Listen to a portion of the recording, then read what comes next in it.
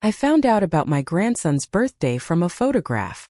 A bright balloon, a chocolate cake, children laughing in a living room I once helped paint with my own hands. Someone had posted it online, careless and smiling. No invitation. No message. Not even a polite lie about being busy. First, I thought it was a mistake. Surely they forgot. People forget small things. Keys. Calls. Old women. But the days passed. My phone stayed silent. And with every quiet morning, the truth sat heavier at the kitchen table across from me. I remembered when that boy was born. How I stood in the hospital corridor for 6 hours because they wouldn't let me in yet. How I knitted his first blanket, even though my fingers hurt back then too. I remembered birthdays where I baked all night, wiping flour from my cheeks, pretending I wasn't tired because love was supposed to be endless. Apparently mine had an expiration date. The morning of the party I woke up early. Not because I was invited but because I couldn't sleep. I stood in front of my wardrobe for a long time, choosing a simple dress. Respectable. Quiet. The kind you wear when you know you won't be welcome but you go anyway. I ordered a cake from the bakery on the corner. Vanilla. His favorite, or at least it used to be. I asked them to write nothing on it. No name. No wishes. Just clean white icing. Then I made one more call. A different kind of preparation. Calm. Professional. Necessary. When I looked at myself in the mirror before leaving, I didn't see an angry woman. I saw someone who had finally stopped asking to be loved. And that, I realized, was the most dangerous version of me. The drive to their house felt longer than it ever had. Every street carried a memory. Christmas dinners, Sunday soups, the sound of small feet running across floors I once washed on my knees. I parked a little farther away than usual. I didn't want anyone to see me arrive too soon. The cake was heavier than I expected. Not because of the weight but because of what it represented. Proof that I still came bearing sweetness, even when bitterness would have been easier. Music leaked through the windows. Laughter. Someone had decorated the porch with bright ribbons. I stood there for a moment, listening, reminding myself to breathe. I wasn't there to beg. I wasn't there to accuse. I was there to finish something. When I rang the bell, the sound cut through the party like a crack in glass. The door opened halfway. Surprise flickered across her face, then irritation. The kind people get when an inconvenience shows up unannounced. "Grandma," she said slowly, as if tasting a word she no longer used. Today isn't your day." Behind her I saw the table. Children with plates. My grandson, taller now, already holding a fork. I smiled. Practiced smile. One that didn't ask permission to exist. "I know," I said gently. "I didn't come for my day." I stepped forward and placed the cake on the hall table. Carefully. Respectfully. "This isn't just a cake," I added, meeting her eyes at last. "It's a gift." That was when she noticed the man standing behind me. Neat suit. Briefcase. Calm expression. "Who is that?" she asked, her voice suddenly tight. I turned slightly, just enough to make room for the truth. "My lawyer," I said. The music inside kept playing. Someone laughed. A child dropped a spoon. And in that doorway, with balloons above us and silence between us, I watched the first crack appear in a family that thought I would always forgive in silence. For a moment no one moved. The music kept playing, cheerful and loud, as if mocking the sudden stiffness in the air. She looked from me to the man beside me, then back at the cake, as though it might explain everything if she stared long enough. "This is inappropriate," she whispered. "You should have called." "I did," I replied softly. "Many times. Calls have a way of going unanswered." Someone inside turned the music down. Too late. The silence had already arrived. My lawyer stepped forward, polite, almost apologetic. "Good afternoon," he said. "I was asked to attend as a witness and to read a legal document, should the timing be suitable." "Now is not suitable," she snapped. I tilted my head. "Funny. You didn't ask whether today was suitable for me to be forgotten." My grandson finally looked up. His eyes met mine for half a second before sliding away. That hurt more than the door ever could. "I won't take long," I said. "I know this is a celebration." I nodded to the lawyer. He opened his briefcase. The sound of the clasps echoed like a verdict. Papers were lifted, straightened. respected more than I had been in years. "This document," he began, "is the last will and testament." "Stop," she said sharply. "You can't do this here." I smiled again, smaller this time, sadder. "You didn't invite me," I said quietly. "So I didn't invite you into my future." In the background, someone froze with a spoon halfway to their mouth. Another child stopped chewing. And for the first time that day, every single person in that house was finally listening to me. The lawyer cleared his throat, waiting for my signal. I gave a small nod. My hands were steady. That surprised me most of all. "This will reflect revisions made recently," he continued, voice even professional. "It replaces all previous versions."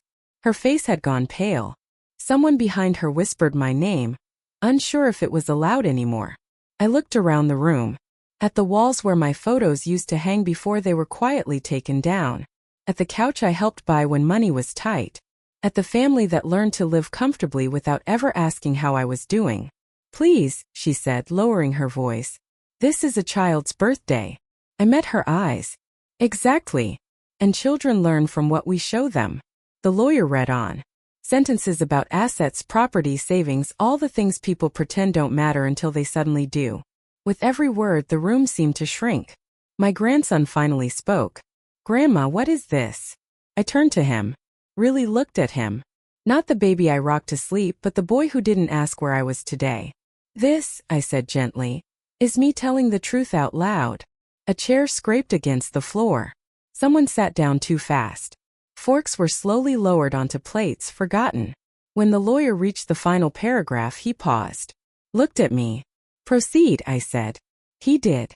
And just like that, the future they assumed was guaranteed quietly disappeared. No one spoke after the lawyer finished. The silence was thick, uncomfortable, the kind that presses against your ears.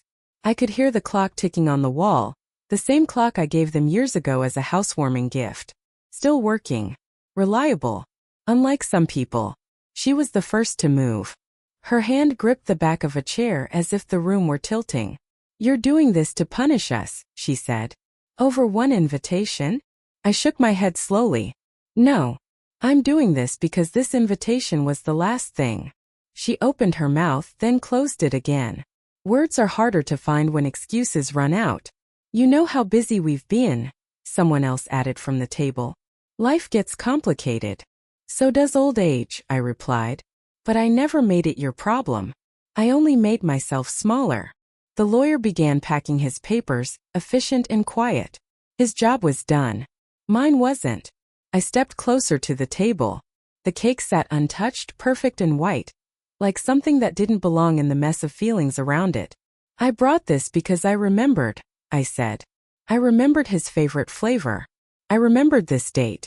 I remembered all of you. My grandson looked at the cake, then at me. Confusion flickered across his face, mixed with something else. Maybe shame, maybe curiosity.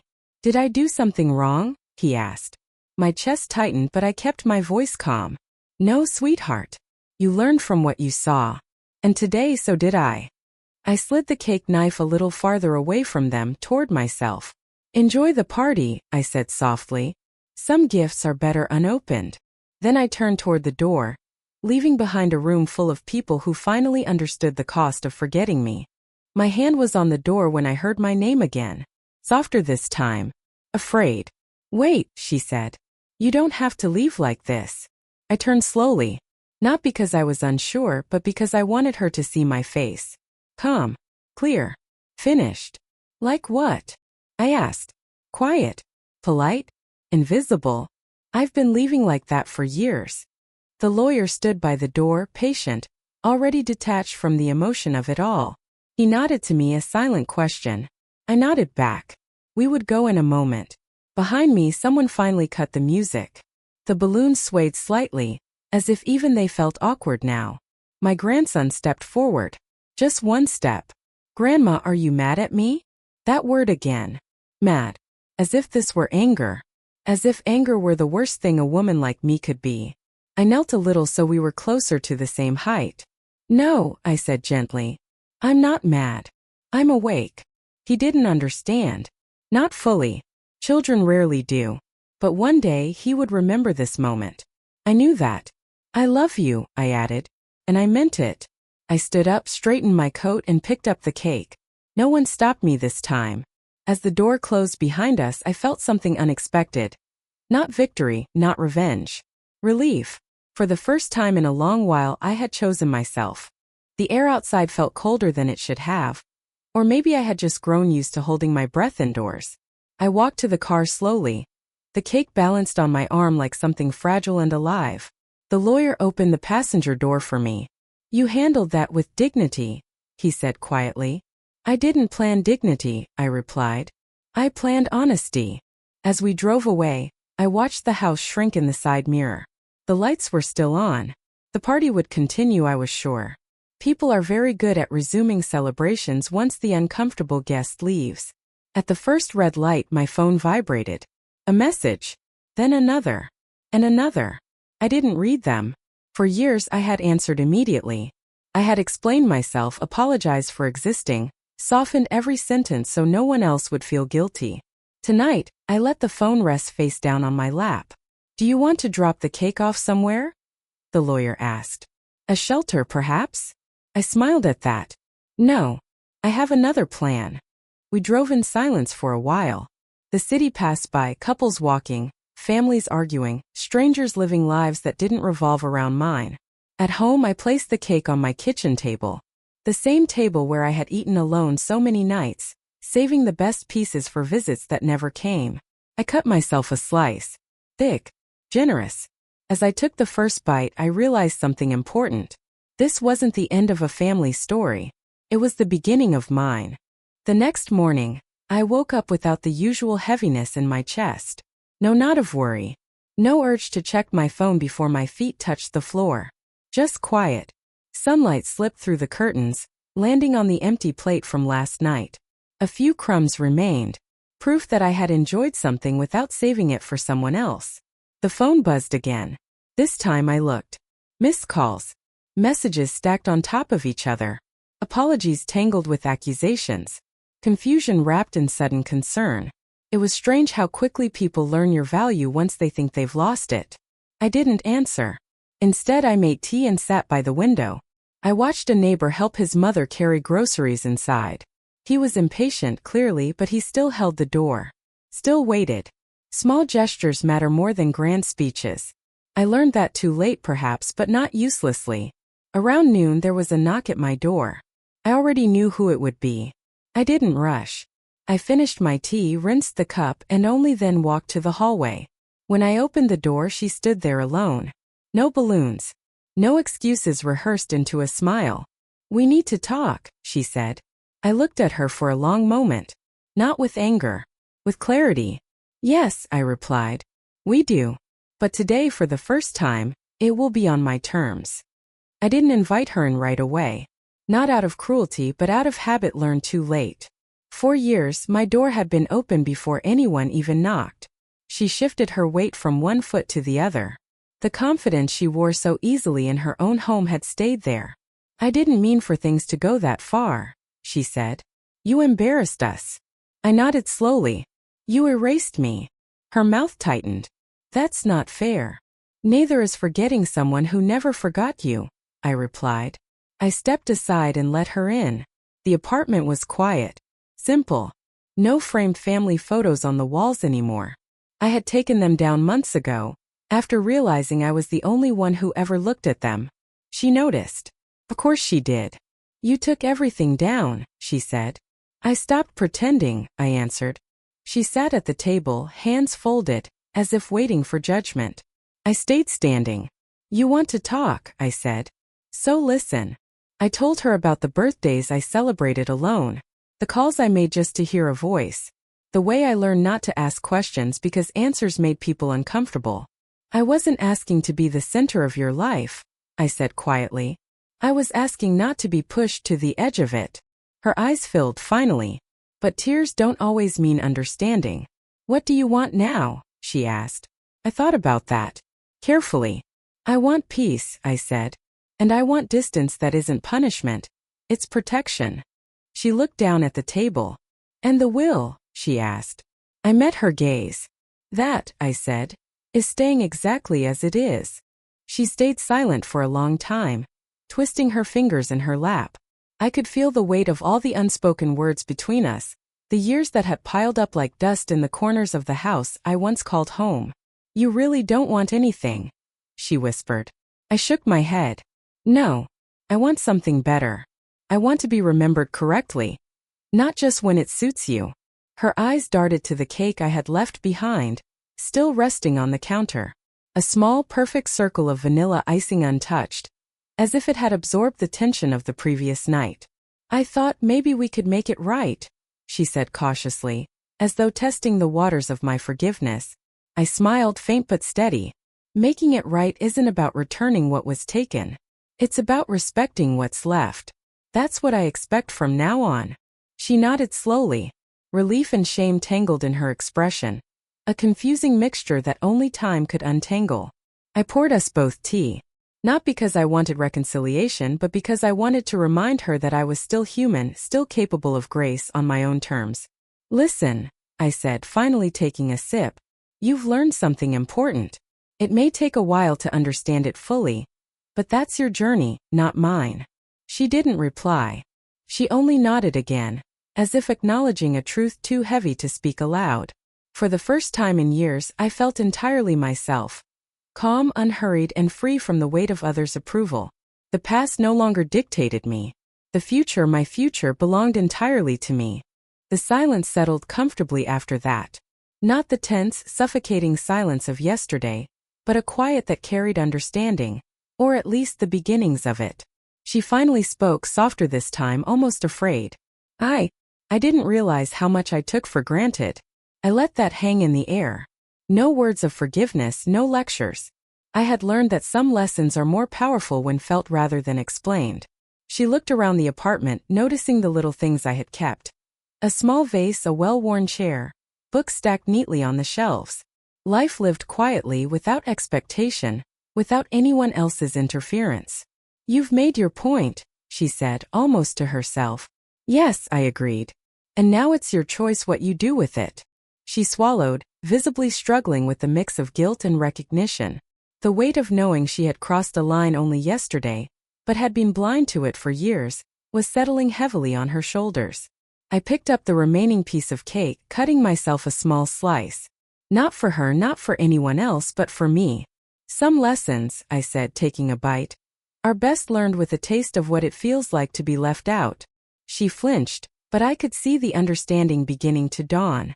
And for the first time in decades, I realized that my presence no longer depended on being wanted. It depended on being myself. She stood up slowly, as if afraid a sudden movement might shatter whatever fragile balance had formed between us. I should go, she said. I don't want to push. That was new. Not kindness, awareness. I walked her to the door. I didn't rush, but I didn't linger either. There was no need for dramatic goodbyes. Those belong to people who still expect something. At the threshold, she turned back. Will you come by sometime? She asked. For his sake. I thought about my grandson. About his eyes in the doorway, searching for something he didn't yet have words for. I will, I said honestly. But not because I'm supposed to. Only if I'm truly welcome. She nodded, accepting the condition without argument. Then she left. I closed the door and leaned against it for a moment. My hands trembled, not from fear but from release.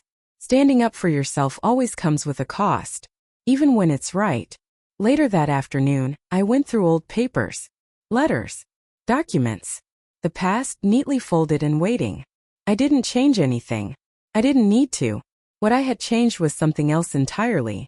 That evening, I called an old friend I hadn't spoken to in years. We laughed longer than expected. No history to defend. No role to perform. As night fell, I realized this wasn't about punishment or control. It was about choosing a life where love doesn't require permission. And for the first time, that choice felt peaceful. Days passed quietly after that visit. The house remained calm, filled only with the soft ticking of clocks and the hum of everyday life. No calls, no demands, no expectations. Just space. I found a strange comfort in it. In the silence, I could hear myself think again. Remember who I had been before the world taught me to shrink. My grandson didn't call immediately. I expected that. Children take time to process. Adults too sometimes. One afternoon, I went to the window and watched him playing outside with friends. He laughed freely, unaware of the storm that had passed through our doors. I smiled. That laughter, untouched by anger or blame, was enough for me. The cake I had brought was long gone, eaten in quiet rebellion of expectations. I didn't miss it. I had saved the memory, and that was sweeter than any frosting. Letters from old friends arrived. Invitations I could accept or refuse. Offers to travel. Little moments that reminded me life could be full without anyone's permission. I realized that my visit to that birthday party had changed more than their understanding of me. It had changed mine. I was no longer the quiet woman waiting to be noticed. I was someone who chose her presence, someone whose love had limits, someone whose absence could speak louder than words. And in that realization I finally felt whole. Weeks later, a small envelope arrived at my door. No return address. I opened it carefully, as though handling something fragile. Inside was a handwritten note from my grandson. Grandma, I don't understand everything yet, but I want you to know I'm sorry for forgetting you. I hope we can see each other soon. I held it in my hands, feeling the weight of his words, both apology and curiosity. He was learning slowly the lesson I had tried to teach without shouting. I didn't reply immediately. I sat with the note on the kitchen table, next to a cup of tea, thinking about the years that had passed, about the moments I had given without expectation, about the moments they had forgotten. Finally I wrote back. Not to scold, not to remind, not to punish. I wrote simply, I am here. I will come when it is right for both of us. I left the note and signed for now. Let him wait. Let him reflect. Let him learn that presence is earned, not assumed. Later that evening, I walked slowly around the apartment, listening to the quiet hum of the city outside. The world felt softer, more forgiving. I realized I had found something far more important than approval, control over my own life. And for the first time in decades, I felt that I could be happy without anyone else's permission. Autumn arrived quietly, painting the trees with shades of gold and crimson. I walked through the park near my apartment, letting the crisp air fill my lungs. Children played, couples strolled, and for the first time, I moved among them without feeling invisible or overlooked. I thought about that birthday party often, not with anger but with clarity. I remembered the way their faces had frozen when the lawyer read the will. The silence, thick and undeniable, had been a lesson I delivered without raising my voice. Sometimes my grandson's words echoed in my mind. I don't understand everything yet. I smiled at that. Children rarely understand immediately, but they remember. They carry lessons like seeds waiting for the right season to bloom. I started baking again quietly for myself. Vanilla, chocolate, sometimes just bread. The kitchen smelled of warmth and comfort. Sometimes I left a slice on the window ledge for the neighbor who lived alone. Sometimes I kept it all. I didn't wait for thanks or recognition. I baked because it was mine to do, because joy isn't always about being noticed. And slowly I realized that the freedom I had gained, the ability to choose when, where, and for whom I gave myself, was sweeter than any cake I had ever made. For the first time I understood that love without boundaries isn't love at all. Winter crept in quietly, dusting the city with frost. I sat by the window one evening, watching the streetlights shimmer on icy pavements. The world felt calm, patient, and waiting, much like I had learned to be. A knock at the door startled me. It was him, my grandson. Taller now, more serious, holding a small envelope in his hands. He hesitated before stepping inside, unsure if he was welcome. I motioned for him to sit. The apartment was warm, the kettle already boiling. No tension. No accusations. Just space for honesty. I wanted to give this to you, he said, placing the envelope on the table. I think I'm beginning to understand. His words faltered. I don't want to make the same mistakes again. I smiled gently, reaching for the envelope. Inside was a drawing, a cake, balloons, and a small figure I recognized immediately. Me. Thank you, I said. For trying. That's the first step. He looked at me, eyes wide, searching for approval. I nodded. You're learning, I said. And that's enough. He stayed for tea. We talked quietly about small things. about life, about choices, about the fact that sometimes absence teaches more than presence ever could. And in that moment I realized the gift of being forgotten had become a bridge to being truly remembered. By the time he left, the evening had deepened into a soft, starry night. I closed the door behind him and leaned against it, breathing slowly, feeling the quiet hum of life around me. The apartment felt warmer somehow, filled with the weight of understanding, not guilt. I walked to the kitchen and poured myself a small glass of wine. The cake, now just crumbs and memories, reminded me that sometimes sweetness comes from letting go, not from holding on. I thought of all the birthdays, all the unspoken words, all the times I had made myself small to fit into a world that forgot me. None of that mattered now. What mattered was this. I had chosen myself. I had drawn the line, and I had stood behind it with calm, unwavering strength. The phone buzzed again, but I ignored it. I had learned that love, respect, and attention are earned, not demanded. And for the first time I understood that peace isn't given, it is claimed. I looked out the window at the quiet streets, feeling the fullness of being present in my own life. No one could erase that. No one could take it away. And for the first time in decades I slept that night knowing I was enough, exactly as I was on my own terms, and unafraid of the future I had finally claimed.